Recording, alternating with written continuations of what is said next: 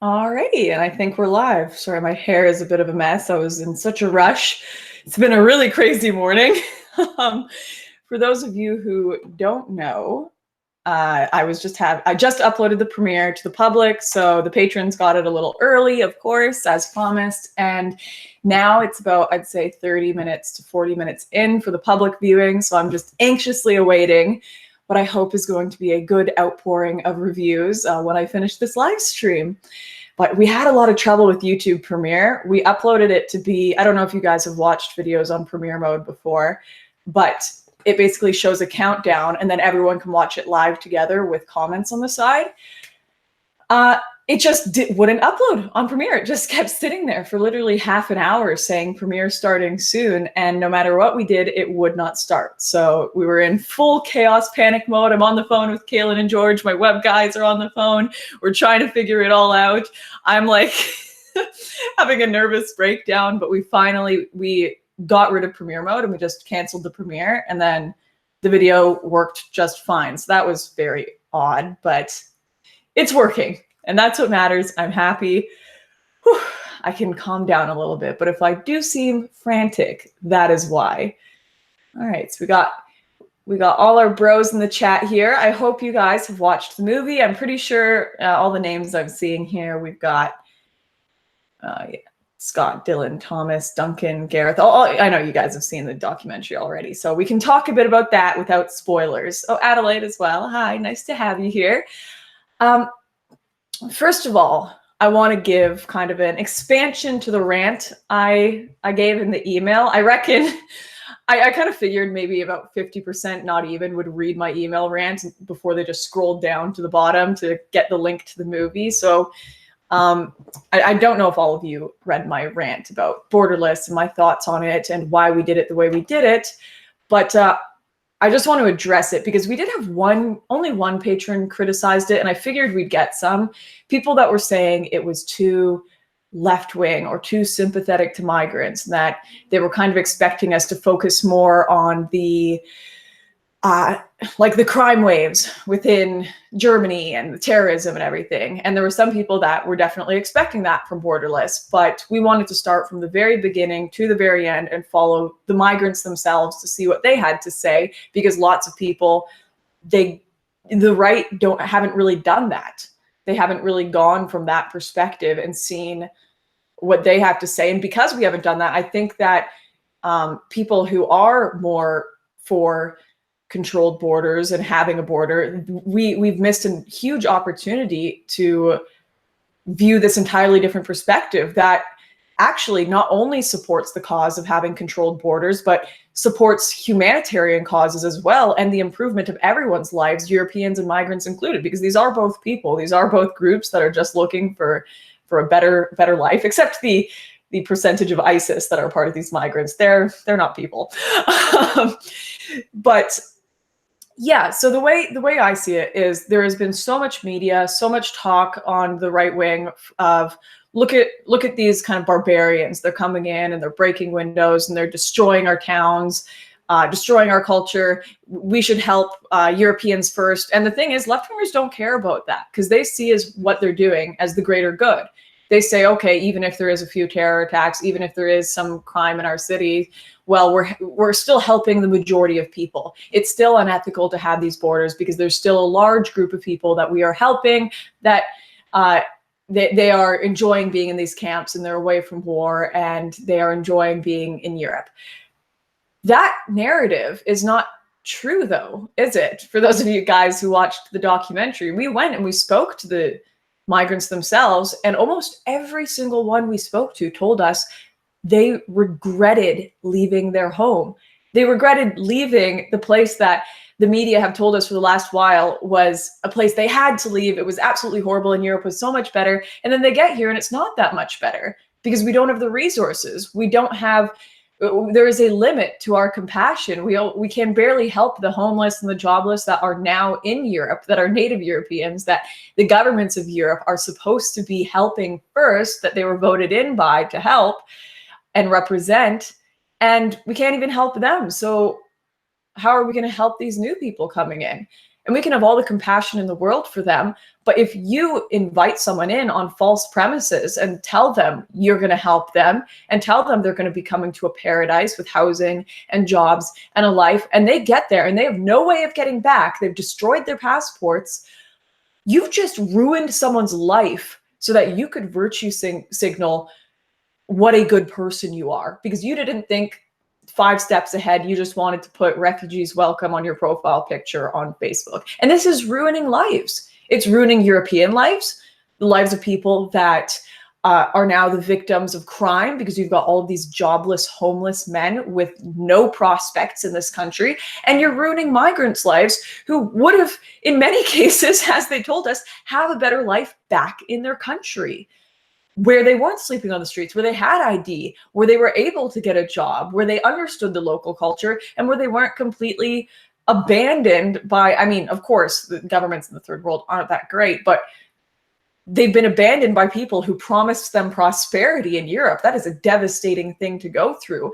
So to look at it from that perspective is a perspective that I think is going to have a lot more change than just kind of screaming at open borders advocates, you're inviting barbarians in, because that's never worked. And it's never worked as well because you have to kind of humanize both arguments. You have to portray the best of both arguments and then see what comes out on top. If you portray the best of one argument and the worst of the other, no one's going to listen to that, as much as I don't listen to mainstream media who are always portraying the best of leftist arguments and the worst of right-wing arguments. So I wanted to portray the absolute best of both arguments, the best leftist arguments, show migrants that are suffering, show migrants, let them have their say, show refugees that have even worked and assimilated to an extent, let them have the best of their argument, and also let the right and the closed borders advocates have the best of their argument. And what works out in the end? Who has the most logical explanation for solving this and helping the most people?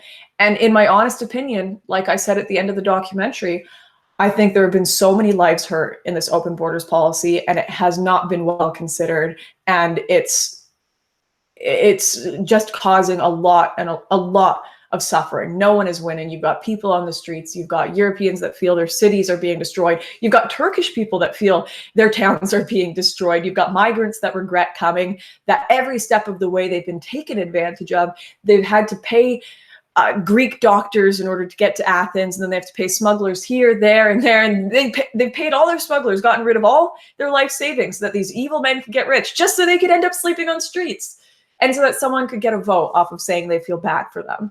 That's just great. That's a great plan, Europe. So for all the people that are going on about, or for all the, I assume there will be some that will go on and say, oh, this was so left wing. It's a piece that I think is genuinely going to have some change, and it's not propaganda, it's the truth. It's genuinely going to make change, and it's genuinely going to make both sides think about the decisions they've made. No documentary that only speaks to an echo chamber, that doesn't make change, that doesn't affect anything, because you're not getting the people who caused these policies to happen in the first place to think twice about their decisions. So anyways, that's the long story short of the documentary, the plot, what we hope people think about when they watch it, and how we hope people react, rather than just getting mad that it's not an ideological lap dance. But I did promise some behind the scenes stories. I'm quickly going to check your questions in a second here before I get into the biggest behind the scenes story, the Turkey arrest, which some of you may or may not know about. I mentioned it in a live stream briefly while we were still filming. Oh, it's quite the story, but let me check out your questions first.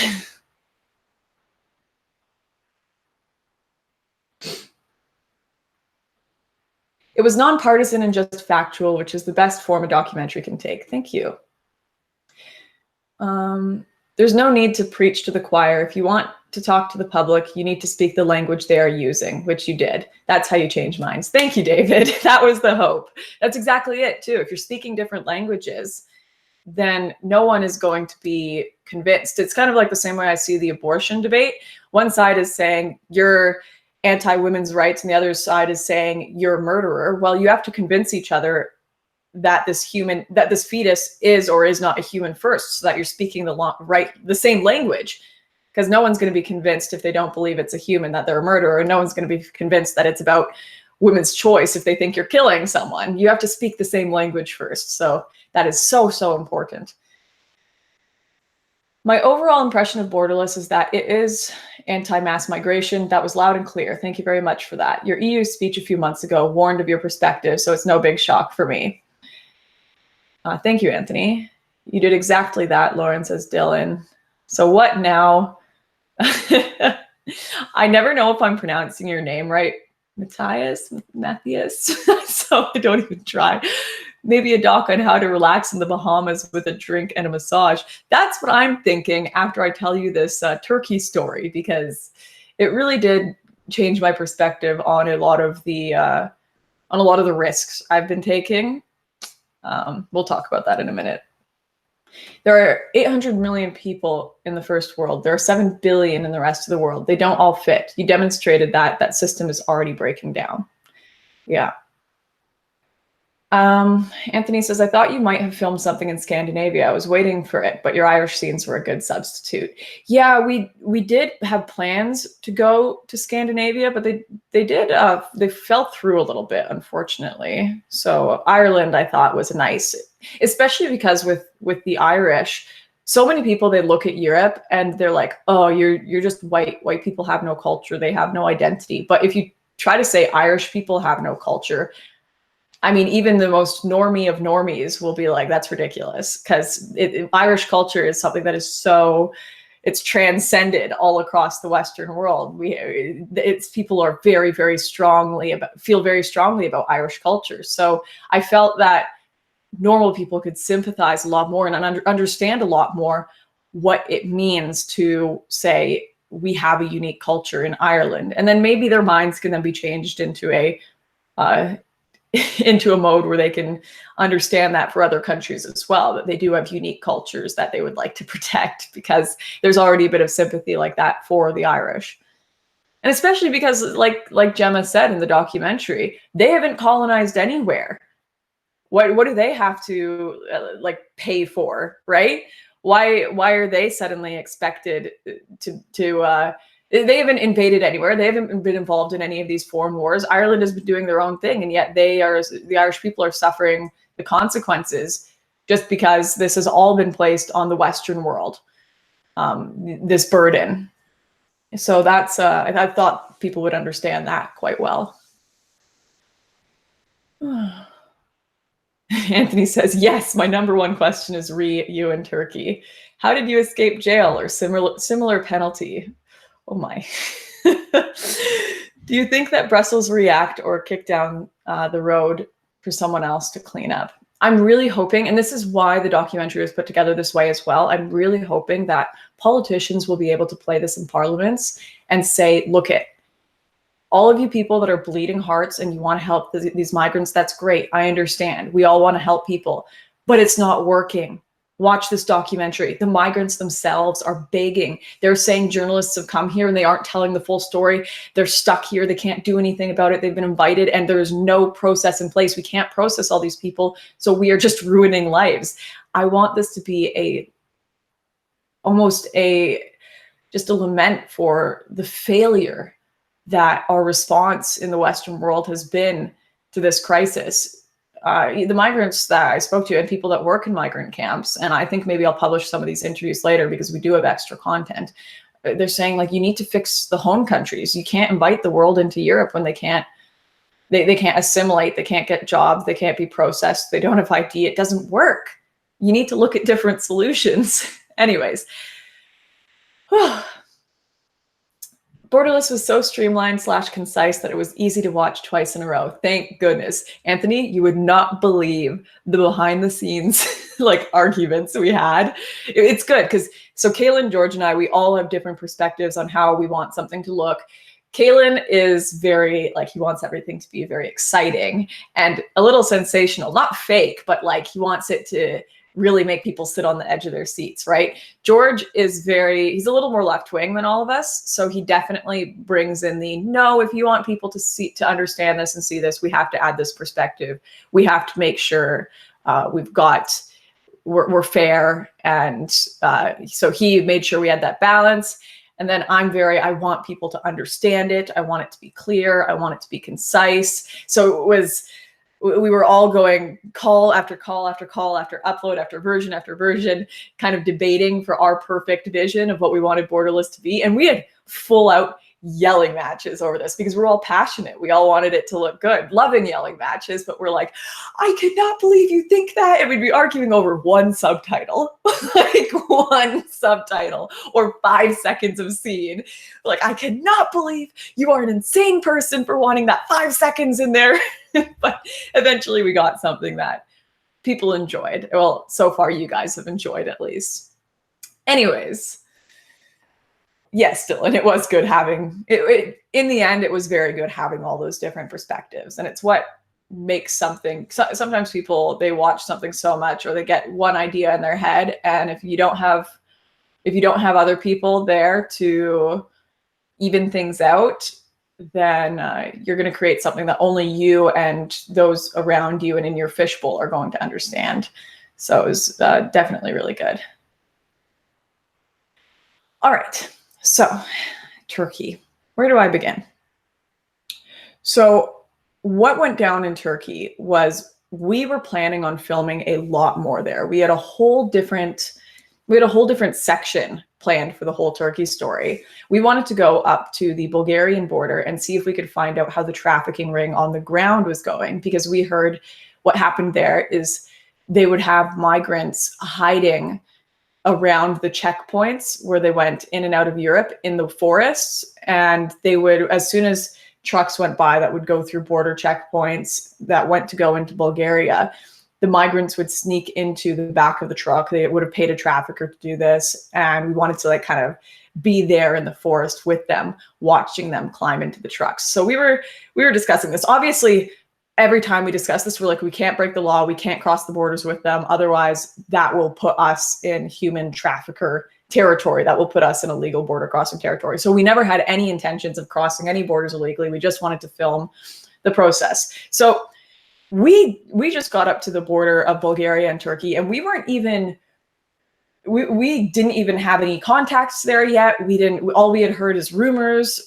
I think our fixer and translators, they had gotten like 1,000 haircuts at local haircut places just so they could speak to the people there about just, you know, when you're getting a haircut, you're stuck there for like half an hour. So you have to talk about something. So it was like an excuse to speak to locals about what's going on in the area.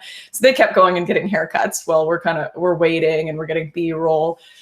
We couldn't bring the drone into Turkey, obviously. Those are highly regulated there, but we were getting lots of on-the-ground footage. So while some of our translator was out trying to figure out about the local town and what was going on there and who understood the smuggling rings.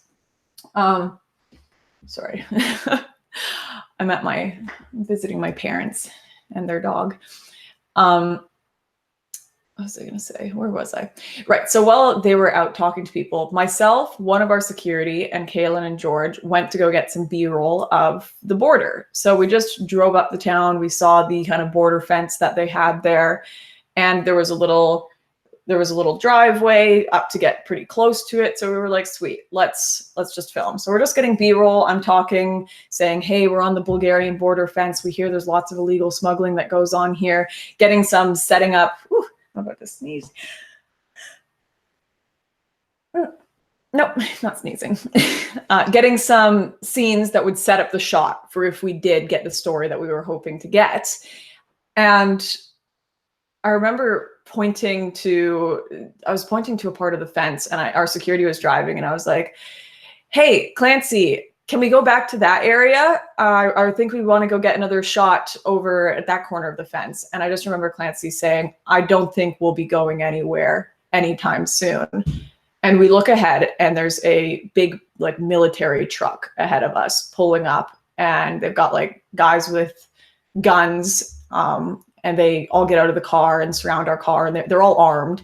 So we're just surrounded by guns. Like, we've got our hands up, basically. They're saying, you're trying to speak to us in Turkish, yelling at us in Turkish. We're freaking out. They're taking the car keys, and they just sit us down on the grass, all kind of lined up.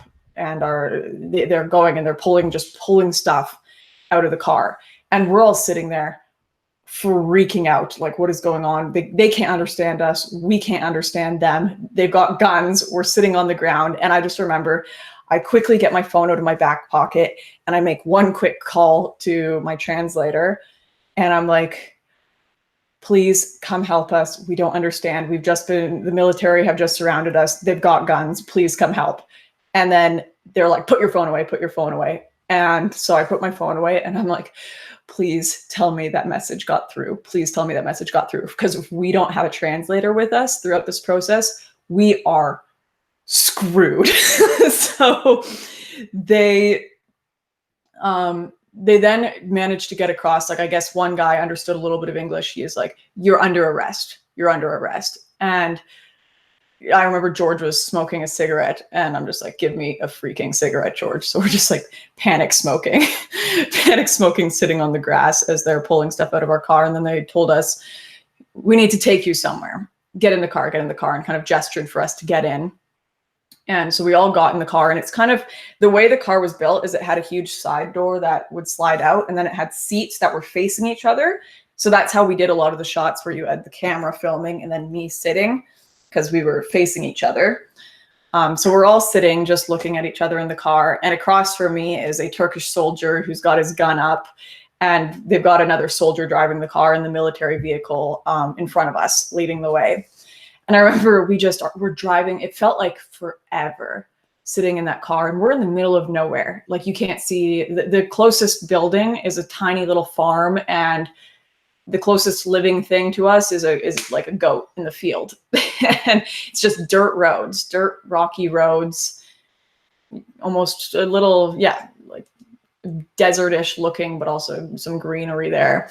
We're just driving, and it felt like forever. And I remember we went over this huge bump in the car, and the Turkish soldier in front of me, as the bump went, he fell forward, and his gun like went straight. It didn't hit me, but it like went straight into my chest, and I was like,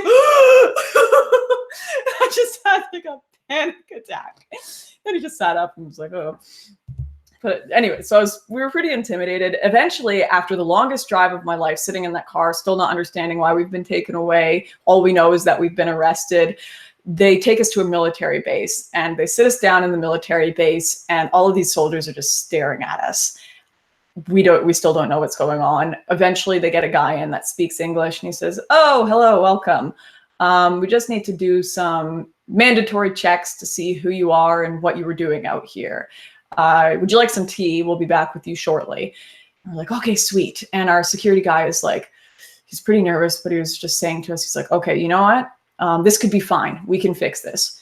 They may have just been near the border and they want to know why we were near the border.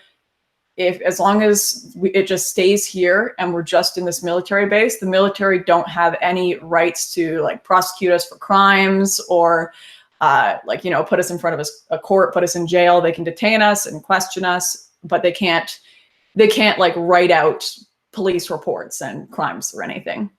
So our security is like, you know what? As long as we stay here and we're not passed over to the gendarme, the police, then it's totally okay. So just keep your cool. We'll play it. We'll talk to them. We'll just tell them we weren't trafficking or up to any nonsense, and we should be fine. They were actually super nice. They brought us tea, and then they brought us plates of like military food. Those like prison trays where they like throw slop on it. They literally did that and brought us the trays out and slammed them down and like, eat. And there were things on the plate that I had no idea what they were. It was just kind of like slop mush, but there was some chicken on there. That was pretty good. I appreciate that. So we were sitting there eating, waiting, and they're just having conversations. So I've still got my phone at this point, and I'm like, oh, I don't know how long I'm gonna have my phone. So I kept asking for washroom breaks.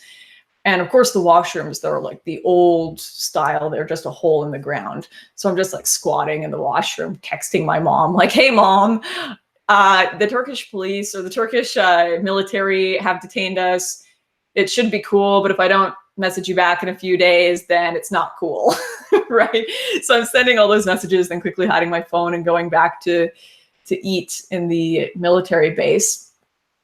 And they bring in a doctor. And I will never forget this in my entire life.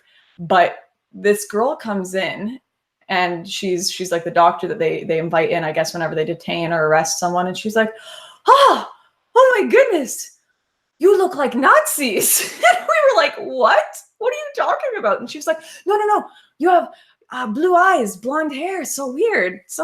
Like she didn't mean that in like a derogatory, like leftist way. She was just saying, oh, you look like the Aryan youth or something, because they never see people that are white with blonde hair, blue eyes being detained on that border. And she sat down and she was like, yeah, I was expecting you to be Afghan or Iranian or African. We never see anyone that is white getting detained on these borders by the military. She's like, this is so bizarre. and so we sat down and we had a conversation with her. She just asked us if we had any injuries or if we were like beat up by the military or something. So that's actually something a process I didn't know they had in place in Turkey. I guess it's probably some laws that were put in globally where they had to make sure this is like a process to ensure that people who have been detained or arrested haven't been beat up. So she puts down a list saying, no, we didn't have the shit beat out of us at the border, so that later on, if it goes to court or an international court, they have documents from a doctor that checked up on us when we were initially arrested. So we talked to her, give her our story, let her know, no, we weren't beat up. They treated us all right. We're all good. And we're sitting there playing the waiting game, tapping our feet. And then a military guy comes back and he's got our camera. And all of us kind of look at each other, and our security looks at us and he's like, that. So he comes up and he's like, what is this? Why do you have a camera? What is this for? Play it for me. Play the footage. And we're sitting there like, oh my gosh. The footage on there is me talking about illegal trafficking on the border, how we're going to investigate illegal trafficking, the Turkish government, criticisms of, I think there was like some criticisms of Turkish border and whatever. So I'm like, we can't show them what is on here. Like, what if they get upset? Oh my gosh, this is the most journalistically restricted country in the world. They have more journalists in jail in Turkey than anywhere else, and they've just found our camera. So we're panicking. I think Kaylin and George, they're like, oh, it's not hitting play. It's not working. That's an empty SD card. And they're going on, and they're like, play it for us. And they're like, oh, we have to play it on a computer. It takes forever. We're sitting there. Our security guy is trying to negotiate with them, talk to them about it, and nothing is really getting through. So we're waiting there nervously. They've taken away our plates. They're just bringing us tea. Our security is still saying, like, you know what? It could be fine. It could be fine. It could be fine. And then a gendarme officer walks in, and our security kind of looks at us like, it's not fine. This is not okay. And the military say, we're sorry. We just wanted to question you a bit, figure out what was going on. But as soon as we kind of let the local stations know, or the local radio know what we found, the gendarme told us we had to hand you over right away.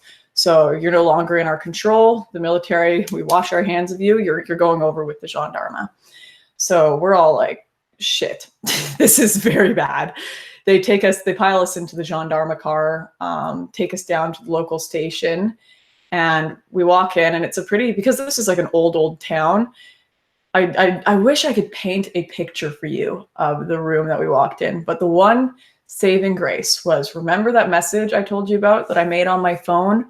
And I said, please, translator, please come help us. They've got guns. When we walked into that gendarme office, I saw my beautiful translator there waiting for us. He was like, I expected they would take you here at one point.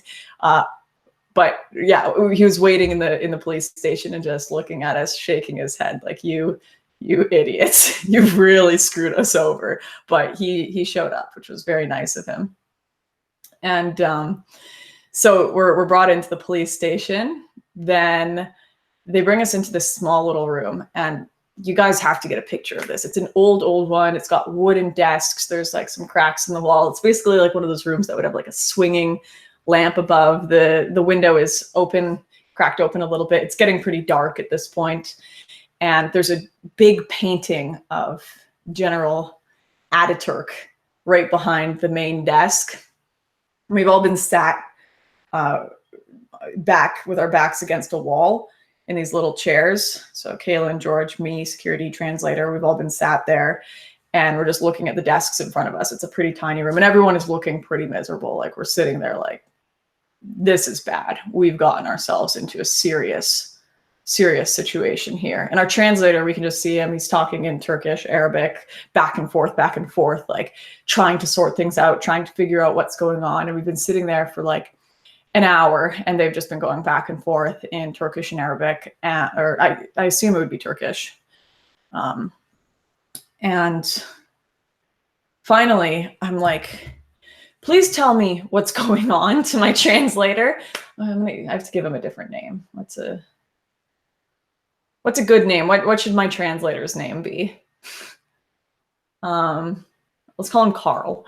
So I'm like, Carl, please just tell me what's going on. I really like, what is happening here? And Carl starts smiling, and he's like literally like hysterically laughing. He's a big guy. So he's like this big Turkish guy, and he's just laughing, and he's like, you guys are so screwed. And he can't even like get the sentence out properly because he's laughing so hard. And I'm kind of looking at him like laughing back, like, Carl, what do you mean we're so screwed? And he's like, oh, it's really bad. It's really bad for it.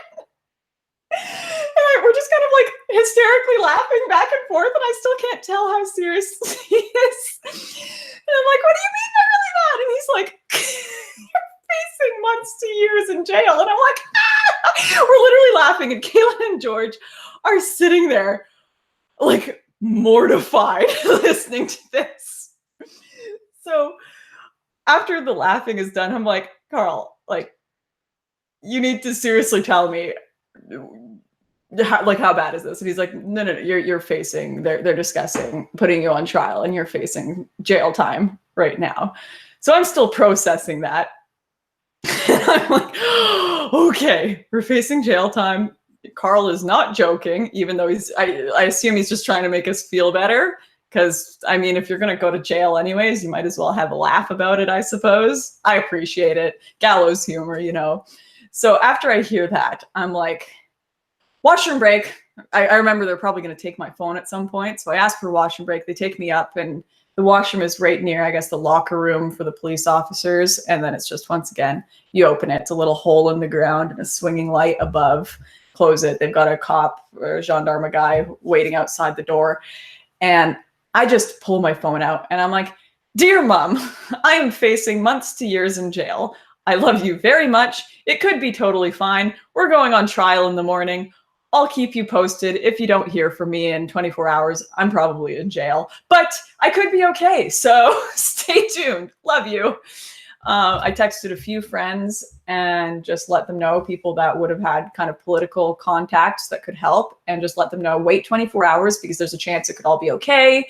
They could let us out. But if you don't hear from me in 24 hours, then my phone's been taken and I'm in jail. So go downstairs, and I come back from the washroom, sit down, and I'm like, okay, Carl, can you explain to me why we are facing jail time? Because at this point, it's been hours, and we still have no idea why we've been arrested, detained. And we just kind of assumed at this point that we were arrested by the military because we were in a border area that they assumed like lots of traffickers and migrants go to. So they were like, oh, who are these people? Are you guys traffickers? Let's find out. And then we were handed over to the military because they found our camera. So we were like, okay, there has to be a way that we can be like, okay, we can tell them we'll delete all the footage if it's for journalism stuff. We can talk to them about it. And then he told us, he's like, no, you're on trial for entering a restricted zone. And that's the police report they're writing up right now. I was like, what do you mean a restricted zone? And apparently the area that we were filming in, we had no idea. Just the area we were getting B-roll in was like a class 1, whatever, military zone that is super illegal to be in. We didn't see any signs. We saw it, like, it's literally, you have to understand, it's the middle of nowhere. It's us and a goat farmer at a fence and no signs anywhere to be seen and grass. So we're like, a restricted zone? Well, you couldn't see a sign anywhere saying this was a restricted zone. So they're writing out the report for us for entering this area. Now, of course, Carl had told me we're facing months to years in jail. I looked it up afterwards, and I think I may even have it open on this computer.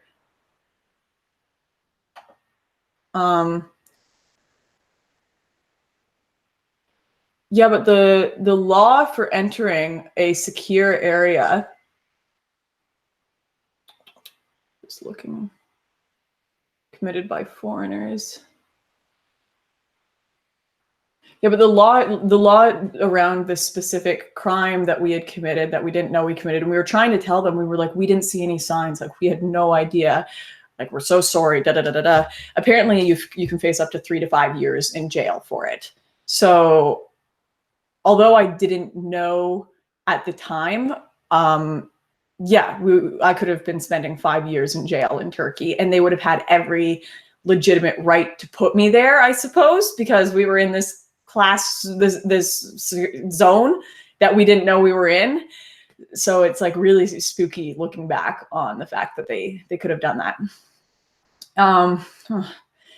This is the thing. There are parts of this story that I want to tell you, but I'm nervous about telling you because I don't want to, like, I appreciate, and the Turkish gendarme and the government, they were good to us. They gave us cookies, they gave us tea, but there were also some parts that they kind of skirted a little on the legal end, you know, like not letting us let our embassies know that we were arrested, or telling us I don't really want to get too much into it, because I don't want anyone on the Turkish end to see us and kind of get mad at us, because eventually, after like 5 hours of waiting and talking to them, they brought in these like giant supercomputers, and they were like, give us your cell phones right now. And of course, in Turkey, like, it's not like the UK where I can just say, no, you can't have my cell phone. I have human rights. I'm not going to give you the code. In Turkey, it's like, here's the damn code. Or I know I'm just screwing myself over. You don't really give a rat's ass about my darned libertarian rights to not give you my phone code. So we gave them our phones, and they definitely attached mine to some giant supercomputer, and they probably have like my address and stuff. So I'm like, I'm going to tell the story and make it as interesting as possible, but I also don't want to upset them. So there's that. Anyways, so I remember at one point, this was like 7 hours into detention. It's like 2 a.m. We're sitting there, and they brought in new guys to come and question us. They're questioning our translator. They're questioning me. They're asking us all sorts of things. Why you're on the border? What's your footage about? It's been a while, and they're still telling us, you're going to go on a trial in the morning. We're probably going to put you guys in cells tonight, and then we'll try you and see whether it's judged that you're going to jail or not. And this guy comes in, and he's one of the guys that's questioning us, and he puts down an ashtray and is like, have some cigarettes. And we're all like, okay, yeah, we'll have cigarettes. So we're all sitting there chain smoking in this room. And this guy, he had a really cool vibe. Like, he could totally be a movie villain. He had like a perfectly cut beard, and he almost looked like he was wearing eyeliner. I don't know. He had a tight black shirt, like studded belt, and his legs were up on the desk, and he's just sitting there smoking. And we're all chain smoking in this tiny little room with the swinging light and the painting of Ataturk. And just the conversations that went on. He was like sitting there, and he's like, what do you think of Ataturk? And all of us are like, fuck it, the best. Ataturk, my man, my hero. Love Ataturk. #1 Ataturk, best, #1 best leader, you know? And then I remember him saying, you know, Ataturk, he looks a lot like you guys, because Ataturk is, he was quite European looking. He had like blue eyes, and was a little blonde and everything. And so I just, in a very fun manner, was like, oh yeah, yeah, you know, I heard there's a lot of European blood in Turkey. Like, it's quite mixed here. And he just stops for a minute, and he like puts his cigarette in the ashtray and puts it out, twisting it, and he leans forward and he's like, I heard there's a lot of Turkish blood in Europeans. Lights another cigarette, and I'm like, holy shit. That was an epic line. But anyways, it was like back and forth banter of that, him just asking us about Turkey, the Battle of Gallipoli, everything, and us being like, Turkey number one, love Turkey, best country, love you guys, the greatest, number one. But that was just like, still thinking back on this, it was just such a surreal experience. I think it was about 10 hours in, I had been pulled in for private questioning. They were asking me about my journalism, my political opinions. They asked me about my opinions on Islam. Oh my gosh, how could I forget this? Oh, at one point, I am not kidding. I have to find this picture. Because this is also part of the reason I never told the Turkey story, because I genuinely don't believe people, I don't think people will believe me if I told them some of this. I have to go on my Instagram and find it. So they're asking me all about my political opinions. And then so there's these five Turkish people questioning me. 3 of them speak English or semi-English. There's one chick who speaks really good English, and then 2 guys sitting behind me and on either side of me that don't really speak, and they keep asking for translations. I found it. Okay. So the chick and this guy are looking at a phone, and they're looking at it a little shocked, and I'm just sitting there in the room, and the guy puts it up, and the chick says, "Can you explain this to us?" And shows me this photo. This photo! I don't know if it's zooming in, but that's a picture of me and Kaylin, and me in a burqa holding soy milk, Karl Marx, and the Quran. They literally, this is why I don't tell this story. I don't think anyone will believe me when I tell them I was being questioned by 5 Turkish political investigators, and they showed me this picture and asked me to explain it to them at 3 a.m. I don't think anyone will believe that, but it happened. Anyways, I was sitting there and I was like, it's a joke. You guys might not find it that funny, but we were just taking the piss. I don't think you guys would get it. I was just, I'm sorry, I was having a laugh. And they're all sitting there listening intently and just like not impressed. The chick was kind of like, I don't too much care for this kind of religious garb either. And I was like, oh, thank goodness. But I just kind of like, I just flustered, was like, it was just a joke. And they just kind of all looked at me like, this makes no sense. You're a freaking weirdo. And I think that was part of the reason, like they were pulling up stuff. They were asking me, they're like, please explain the title of your book, Barbarians, How Immigrants and Islam and Baby Boomers Ruined My Generation. And just to some extent, I'm not going to lie, some of the answers I gave them, I think they really respected. I told them, I was like, okay, you know what, guys, straight up, I don't have a problem with you guys having your Islamic values here, but I think Europe's a Christian place, and overall it has Christian values, and they're not very compatible with mass migration of people with Islamic values. And then they're like, oh, explain your views on immigration and race. And I was like, well, I think that, mass immigration overall, culturally, assimilation takes a long time. So if you have a village in Japan that's got 100 people and you move 2,000 Somalians into that village in Japan, will it still have the same Japanese culture? Will some trouble arise? And I remember all of the Turkish people there nodding their heads, and they were like, oh, yeah, I get that. And I was like, oh my gosh, whew, these guys are woke. Anyways, so there's like hours of this sitting in there waiting to go on trial in the morning. My phone had been taken at this point. Our translator was still like, you know what, you guys are so screwed. Kalen is nearly about to have a mental breakdown. He's like about to cry. Then at like the 10th or 11th hour, someone comes in and they say, we've decided to release you. Someone higher up has, down the chain of command, they've said, we're going to release you. We don't want the trouble it's worth, but you have to get out of our country immediately. And we were like, I don't know what, like, this is an act of God that we have been released. Thank goodness. It was definitely, there was a lot of our translator fighting on our behalf to get us out of there.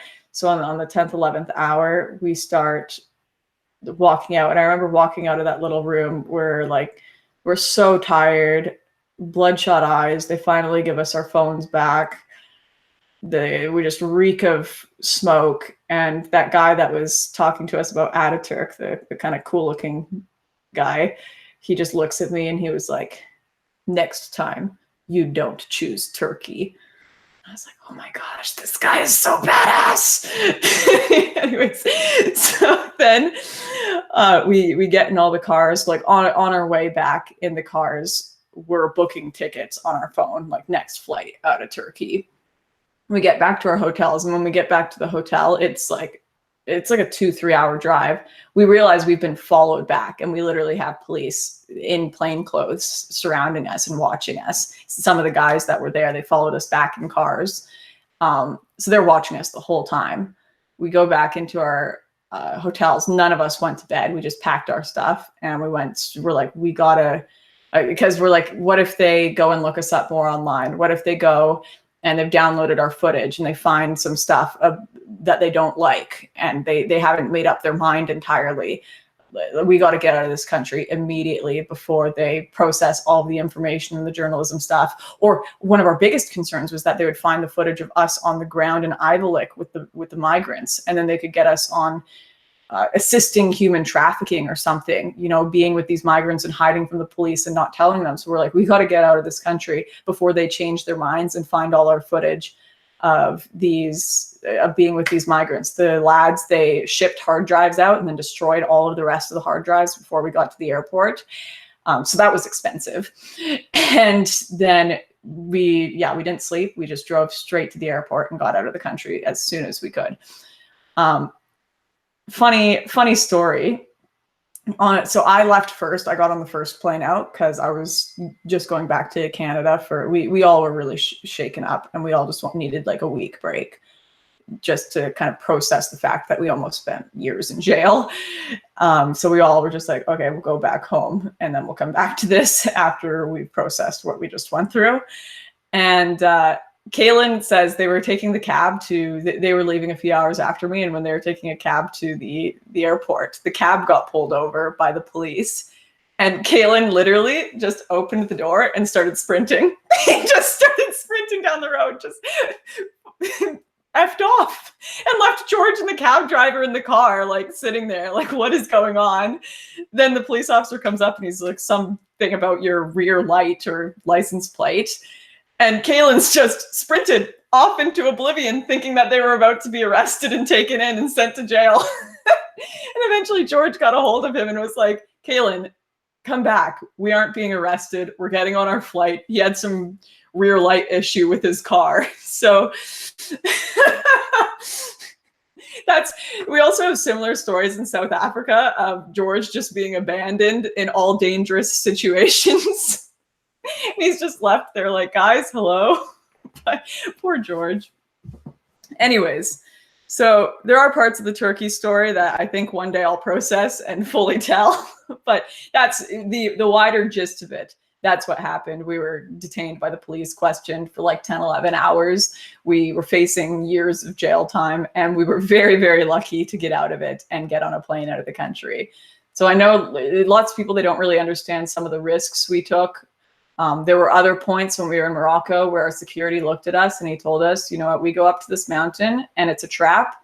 They decide to attack us and steal all our stuff and all of our money. And, you know, there's not much we can do.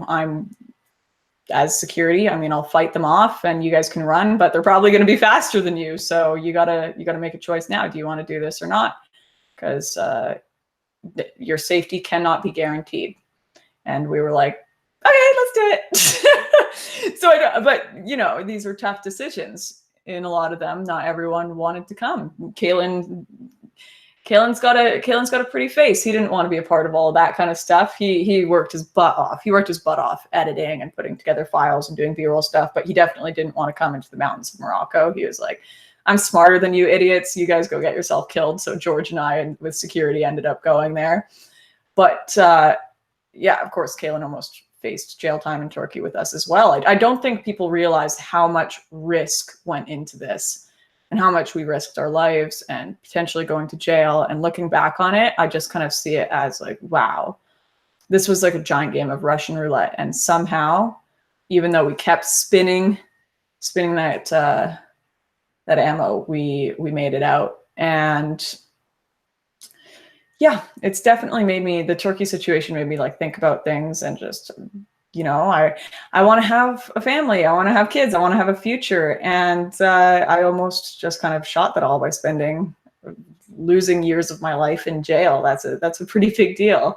But as much as I'm very proud of this documentary, I don't think a lot of people will ever fully understand the risks that came along with making this. And yeah, it also kind of gives you an idea of why so many people don't go on the ground and do on the ground journalism, because there are serious risks to doing this.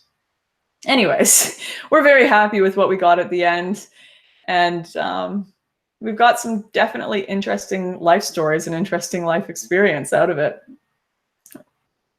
Whew. All right, I'm just going to check out some of the comments here. Make sure I haven't got any. 1 minute. Oh, Kalen just messaged me. He's watching the live stream. He says it's amazing. That's very sweet.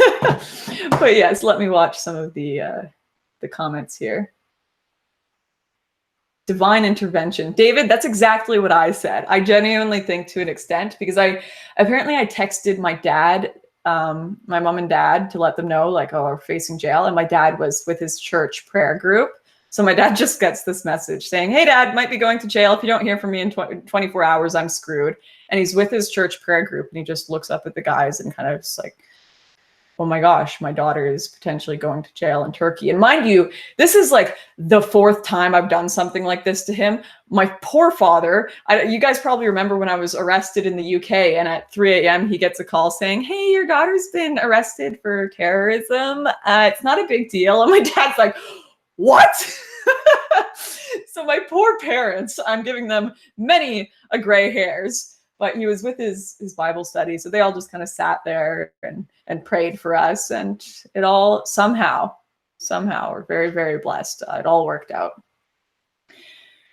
Anthony says, much more caution if there is a next time. Thanks very much for sharing. Thank you, Anthony, for listening and for the advice. You're probably right there. Good it wasn't the Allah is gay God stuff they found. Oh, that's I have a story about that as well, actually. Actually, no, it wasn't the Allah is gay God. It was my Sharia law video that I did in Australia that got played by the Moroccan officials. See, there are so many behind the scenes stories that people don't know that go into this. I might just save that story because it's also a long one for the Sunday stream. Because I do have to go and start responding to some of the comments and reactions in a bit here after I answer some more questions. Lots of people laughing at Kaylin running away from the cab. And poor George. Yes, poor George indeed. I've done it to George too, though, where I've just kind of like been like, peace, George, we're going to die. I'm going. Well, I'm glad you all got out safe, Lauren. Thank you for having to endure all that. Really freaked out by the danger you were in. Can't stand the idea of you in a Turkish jail. Yeah, I think about, and I'm like, the people that would be the worst people in the world in a Turkish jail, probably me, Kaylin, and George. Almost certainly. You'll have to put the full story in your next book. The full thing would make for a good book. Writing it with all the details. I mean, I wish if it were on film, it was a very cinematic event. Glad you're out safe, able to share with us. Thank you for you and your team's work. Dylan, terrorism, what a joke. Yes, the whole terror incident with the UK accusing me of being a terrorist was quite the joke. Any other genuinely frightening moments? Yes, definitely. Like I said, I'll talk about the Morocco one on the Sunday live stream. Like we had moments when I remember when we were getting into this car, going up into the Moroccan mountains, and our security had told us, he's like, whatever you do not sit in the front seat and don't let this guide sit behind you, because that's how someone gets control of a situation. Like if they have a knife or something, they want to sit in the back seat so that they can grab you and hold you and put it up to your neck and then control the situation if it is an ambush or something. So the goal is we want to get this guide that's taking us up to sit in the front passenger seat. So we're like, oh yeah, sweet. So we get there to the car and we're like, awesome, here, sit in the front so that you can guide us, no worries. And he refused. Like, what? Why wouldn't you want to sit in the front seat? It's like a normal gesture. We want to sit in the back. You sit in the front. And he's like, no, I want to sit behind the passenger seat. We're like, oh my gosh. So our security kind of looks at us and he's like, it's up to you. It's up to you. And we're like, okay, I guess we'll do it. And so I sit in the front seat with him behind me. And I'm just, the entire ride, I'm trying to casually lean forward, just like, I don't know how to make it not look awkward, because I kept imagining what my security had described, like, oh, they might grab you and put a knife up to your neck. So I'm just like casually leaning forward the entire time. Even when we were in Paris, a lot of the migrants, there were two or three camps that we tried to go into, and we only succeeded with the African camp under the bridge. The Afghans were like super on drugs, and they started throwing rocks at us. So we were like, sweet, don't want to wreck the rental car. Let's get in and go. And they were like, we will F you up if you come anywhere near this camp throwing bricks and rocks at us. I'm pretty sure we have footage of that.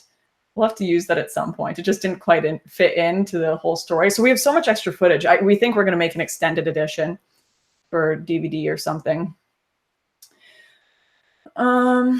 Are you going to do behind the scenes stuff, Lauren? Yes, that's the plan for like a DVD, because we do have so much extra footage, and we have extra interviews that we didn't even include that were really great interviews. But of course, we've got a 12-second attention span here in the modern world, and we really want this documentary to have an impact. So you can only put so much in it, right? You have to make sure it's concise so people actually watch and share it. But for those who are really interested and do have a bit of an attention span and are interested in this subject, we will absolutely be looking into putting out a longer edition for DVD. Also just some behind the scenes stuff for patrons and those who have supported and made this possible. Gareth says, well, Turkey sounds lovely. You know what? I actually really liked the Turkish people. And I really enjoyed Turkey a lot more than I thought I would, despite that little blunder. There's nothing quite like spending 3 a.m. with a Turkish olive farmer and him bringing you his homemade vodka in little, misty cups by a fire. Like it's an experience that's really like nothing else, right by the Turkish coastline. And there were some really lovely people that we met, like that Turkish doctor, there was a gendarme officer who kept bringing us cookies and insisting that we eat them, which was really sweet of him, as much as we're like nervously laughing the whole time, like we're facing jail. So that was really, really cool. What time is the Sunday stream? Oh, it's been so busy getting this document, getting it out for you guys early, then getting it out today, and the live stream not working. And then this one, it's just been pretty hectic. So I haven't even thought about scheduling the Sunday stream, but I assume probably midday Sunday. I'll put it out tonight and send out the email for patrons, or first thing tomorrow morning, so that you guys can prepare for that stream. And of course, if you can't make it, it will always be available to watch later. Anthony, where would the DVD be sold? Probably just the website. We're going to be talking about that. Now that we've got all of this out, it's all like, I feel like such a stress and a burden is off my shoulders. We finally finished it. Now we can concern ourselves with the extra stuff we want to do, the DVDs, the little extra videos. So we'll be having a discussion about getting that done. And it will almost certainly be on the website. You guys will know, you'll get an email about it. I'll put it on my Twitter, the rest of it. Little blunder. What kind of cookies? That's a good question. I can't remember what kind of cookies. Maybe Kaylin remembers. He's watching the stream right now. Stefan just said he's off to promote it on social media. Brittany just watched it and said this was an excellent documentary. Oh, this is so exciting. Overall, it sounds like you had a thrilling, exciting time. It really was. And Ken says, what's the next project? That's a good question. I just had to finish this one, and now my brain can finally go into processing what next. We'll speak a little more about it on Sunday, I think. Did you film in a country not shown in the documentary? I think we did. We went to so many places that I can't even remember. Spain, we filmed a bit in Spain, and that didn't end up in the documentary.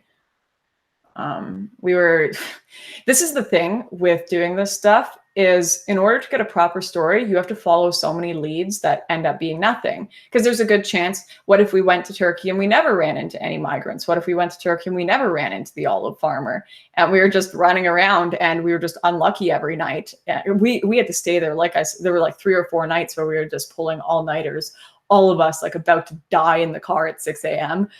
If we didn't stay for that 3rd night where we ended up running into the migrants, like there's a good chance we never would have gotten some of the stories we got. So there were definitely countries and times and places where our story didn't pan out. I remember being so mad. We were in Spain and we had our fixers out in, and one of our security out in Morocco on the ground, because they needed a week there to go and actually try and find us this interview with a human trafficker. Because they're like, holy shit, Lauren, you want us to find you a human trafficker in a week? Are you crazy, woman?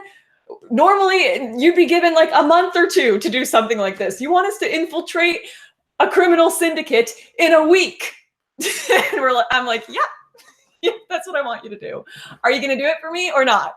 So we sent our translator and security there, and they're like, all right, guess we'll do what we can. And so I'm stuck with, oh, and George was out there scouting as well and doing B-roll. So I'm stuck with Kaylin, and we've somehow just Kaylin booked an Airbnb that was right above a Red Cross station. So it just happened. So we'd be sitting out the window, sitting there, and we'd be like, it's 11 p.m. and all these Red Cross people are showing up. They're putting tons of life jackets into a car. We have to follow them. Oh my gosh, on the radio. Oh, there's just been a tweet sent out saying a boat has been caught offshore. We have to go get this on film. And then Kaylin and I are like freaking out. We're like, we have to follow them. We have to go get this filmed. And we grab the car keys, and both of us are like, wait, Kaylin, you don't have a license, do you? He's like, nope. And I'm like, I can't drive manual. And we're just sitting there looking at each other, just so upset because I can't drive manual at all. We'd die if we went on the road. Kaylin doesn't even have a license. And we're like, we've just missed out on this huge opportunity to go and follow these Red Cross people and get this boat on film docking. Oh, we were so frustrated. But obviously we had our security driving the whole time for the most part when they weren't sent away in Morocco, because we were doing people, like Kaylin was filming me and I was talking and following the story. So I wasn't usually driving. And not to mention, we would have gotten a manual car, but they don't, or am I saying manual or standard? I can't even look, I'm mixing them up. We would have gotten a manual car, not manual. Why? My brain isn't working. We would have gotten like a regular car that I could drive if we were in North America, but they don't even have them for rental in small little towns in Spain, of course. So that was very, very frustrating. Automatic. Thank you, Thomas. That is the word I'm looking for. Why can't I English right now? Manual equals standard. Yes, automatic. Thank you, guys. I don't know. See, that's the thing, because I'm in Canada, it doesn't even cross my mind because no one uses manual cars here. They're all automatic. So the word automatic doesn't even cross my mind either. It's just a car. And then when I go to Europe, I'm like, what are you guys on? Why do none of your cars work like normal cars? And it's always just a huge ordeal whenever I want to get a car that I can drive and rent it somewhere. Anyways. Oh, good question from Scott. Do you think this could change the way governments do their policies on immigration? Scott, that is exactly why we made this documentary the way we made it, because we want it to be able to be played in parliaments. We want government officials to look at it, especially the officials who are supporting these open borders policies right now, and think twice, because showing them something that isn't just what they can dismiss as far-right propaganda. Oh, look at all these evil immigrants, showing them something where the immigrants themselves, who they purport to want to help, are saying, this has been a massive failure. I wish I stayed back home. That is huge. That is like, I really think it will make some of these politicians reconsider the positions they've taken and reconsider the policies they put in if they are hurting the very people that they were supposed to be helping. So I can't say for sure whether it will have as much of an impact as we all want it to, but I think I genuinely believe that there will be politicians out there, there will be people out there with open border views that will watch this and change their minds. And I genuinely believe it could have an impact on government policy. But we just got to get out there and be sharing it. We got to make sure as many people see it as possible, and really have a proper conversation, because this was made that way. It was made so that people could have a real conversation and not be accused of being fascist, far right, whatever it is. Lauren, quick story. My first car was when I stationed in Italy. All they sold was manual cars. So I bought the car and had to learn to drive it to get home. That is really baptism by fire, eh? Yeah, maybe I should have. Part of me is thinking, I wish, looking back, that I had just learned to drive it while following that Red Cross boat. But I don't think Kaylin or I would have appreciated me driving us off a cliff on the way to go get our footage. Adelaide says, I still drive a manual car, but it's a pain when I carpool because nobody can help share the driving. Yeah, I can imagine. That was also a problem with although I did drive all the way across Bulgaria, we were able to get an automatic car there. Lots of staying up late. And when you can't switch the driver, oof, that gets exhausting for people. This documentary justifies the policies of the Australian government. Exactly. They've done a really good job. And that's why the Australian government, I genuinely believe it affected the elections when your Labour Party came out and said, we are going to reopen Christmas Island. We are going to reopen the migrant ships, because everyone was sitting there like, we stopped the drownings. We stopped this insane policy. Now we're taking in actual refugees at a rate that we can realistically help them. And you want to open up this chaos where we have riots on Christmas Island and people drowning in the ocean again and human trafficking going on? Are you guys insane? So I think that was something that really hurt the Labour Party. 3 patrons are highlighted in the credits of Borderless. So we had one person, Dan Spiller, who was one of the big names on there. He donated camera equipment to us that was essential to getting the documentary done. So that's why we were like, special thanks, because he gave us one of the HD cameras that we really needed that was super expensive. And then the 3 highlighted patrons were just people that were like really attentive and put a lot into the documentary. So Georgely, everyone in some of the private Facebook chats knows how much Georgely has been behind this documentary. And whenever we were struggling, he was really there and attentive. Not to say every single one of you guys isn't, because I appreciate every single one of you guys to death. You're the reason this happened. But we just wanted to give a little notice to those who definitely were like, whenever we were in real shit, like out of funding, not sure what we were going to do. We did have a few guys that were like super attentive to making sure we got this done, which was really nice of them. Adelaide, yeah, Georgely deserved his bolding. He did. He's been so helpful and supportive. And yeah, he I don't think he's in this live stream. I think he's either working or it's like super late there. But yeah, he said he really liked the documentary, which I was like, oh, thank goodness. He put so much of his heart and soul into it. I was really hoping he'd like it. Of course, like I said, every single one of you are important to me, and making sure all of you like it is important to me. But yeah, Gareth, Georgely is basically the good Soros. Yes, exactly. He definitely is. Although for the most part, it was so funny because I've been questioned so many times, like when I was at the EU about who's backing you, who's funding you. For the most part, it's been individuals, like just you guys. And I'm sure you saw all those credits. Those are all people that were giving like 10, 20 to $100. We didn't just have one person like give us 100 grand or something. That would be amazing if we did, but that didn't happen. It was mostly individuals, which I think is really cool because that kind of prevents there from being any sort of major bias based on one person funding the whole thing or one group funding the whole thing, because then they really have a lot of control or sway over how it's done. Whereas if you have a ton of people that just say, you know what, just give me the truth. Here's my penny. Go out there and work your hardest. Then you really have the ability and the freedom to do real journalism without anyone controlling it from the outside. So I really appreciate that, guys. And you guys, anyways, I think even if any of you in this chat had a ton of money and were able to George Soros our documentaries, I think you'd give us the freedom anyways, to be honest, because I mean, that's why a lot of you support our work. So yeah, this is grassroots. Exactly, David. Oh, hey, Georgely. He's here. I know you guys are trying to get the documentary out before the European elections. We have succeeded in that because they started yesterday and they go for 4 days. So they've still got a couple days going. But I think the biggest impact of this film is going to be overall discourse and policy later on and people's opinions later on. And we're hoping it'll have an effect for a long time. And even in leftist policy that is passed, if leftists do win government control, that they'll have to reconsider some of their actions as well long term. So either way, unfortunately, we just made it so that we're in the middle of the EU elections, but I still believe it's going to make some change. For sure.